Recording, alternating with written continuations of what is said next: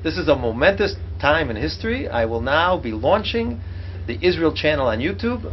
I will be pressing the button, making the channel visible. The Foreign Ministry launched its official YouTube channel on Wednesday at the web address youtube.com/Israel.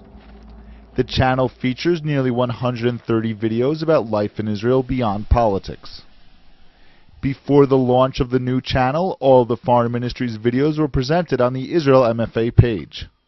We call these videos Israel Beyond Politics. These are videos having to do with Israel as an innovative nation and the Israel experience. It can be high-tech, medical advances, or it could be cultural issues, multiculturalism, arts, museums.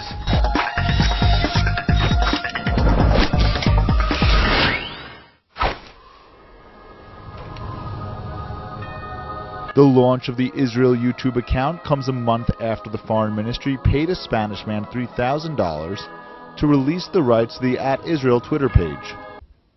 Chaim Shacham, who is the director of the Foreign Ministry's Information and Internet Department, has been the one working to obtain the rights to the Israel user on the top social media sites Twitter, Facebook, and YouTube. He wants to use social media to present Israel in a manner beyond the day-to-day news, and also to engage in discussions of topical issues like the Gaza flotilla or the peace talks with the Palestinians. Our engagement is very important in the social media. It's what the social media affords us that we don't have on regular websites. So if we see that a discussion is taking place and they need some input to balance the discussion from the Israeli perspective, that's when we join in. The Foreign Ministry aggressively engages in discussion with other users on Twitter. The Israel user follows 2,500 other Twitter users who they think have relevant contributions to conversations about Israel. The whole world knows about and they even directly respond to people who tweet about Israel.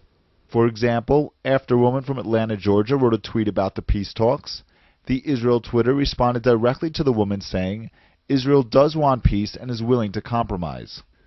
The responses come from a long list of already constructed Twitter statements, which were carefully written in accordance to the government's policy.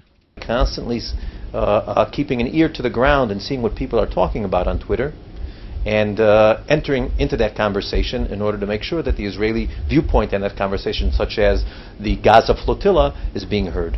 The Foreign Ministry's aggressive strategy on Twitter differs greatly from the Prime Minister's account, Israeli PM. Israeli PM does not follow any other users and does not directly respond to any relevant tweets. The Prime Minister's office Twitter strategy only attracts 1,000 followers, as opposed to the 8,700 Twitter users who follow the more active Israel account.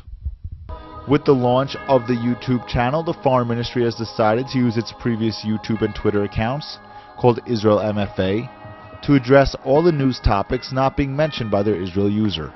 We found it necessary, however, to try to divide between the flagship channel, which just provides information, and the channel that does engagement, because we're doing so much engagement that we were causing a little bit too much noise for the people who are casual Israel followers. So the Israel channel is now the flagship channel. It'll have like 5 or 6 tweets a day on particular landmark events of that day. And the Israel MFA channel will be doing the engagement and have and the nitty-gritty for the Israel and Middle East news junkies. Benjamin Spear reporting for the Jerusalem Post.